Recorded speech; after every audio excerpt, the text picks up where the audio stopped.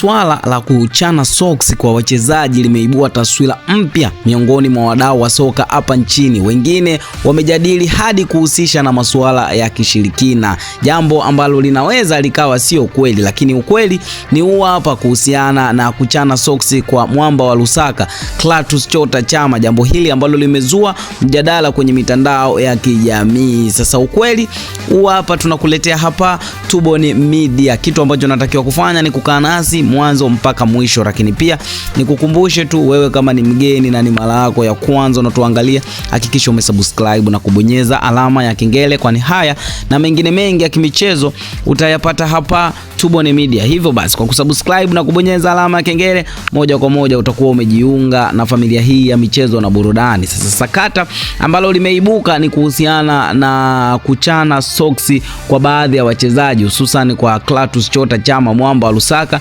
mchezaji wa wekundu wa Msimbazi, swala ambalo limezua utata na miongoni mwa wadau wa soka wamehusisha na imani za kishirikina. Swala la kuchana socks kwa wachezaji limeibua taswira mpya miongoni mwa wadau wa soka nchini. Wengine wamejadili hadi kuhusisha na masuala ya kishirikina, lakini ukweli ni huu hapa. Mbinu ya kuchana socks kitaalamu hupunguza kubana kwa misuli, jambo linalosaidia kuboresha mzunguko wa damu na kuongeza uhuru wa mchezaji. Jambo hili ni la ajabu, kwani wachezaji wengine hufanya, sio kwa Clatous Chota Chama tu, bali kwa wachezaji wengine hufanya, kwa maana mbinu hii ya kuchana socks kitaalamu inapunguza kubana kwa misuli. Mfano wa wachezaji ambao wanafanya mbinu hii, mfano halisi ni Jude Bellingham, nyota anayekipiga pale Real Madrid. Mara nyingi huchana socks zake, ila bongo nyoso bwana, wadau hawataki kuelewa kabisa, hasa baada ya fainali za Muungano Cup kule visiwani Zanzibar, ambapo mwamba wa Lusaka alionekana akiwa amechana socks zake. Kama ambavyo tunaona, mwamba wa Lusaka imekuwa ni kama desturi ama tabia yake kuchana socks. Sasa hii imeibua mjadala baada ya Muungano Cup kumalizika. Hivyo basi wadau wamekuja na doubt, kwa nini Clatous Chota Chama anachana vile socks, wengi wao wakihusisha na imani za kishirikina, lakini ukweli ni kwamba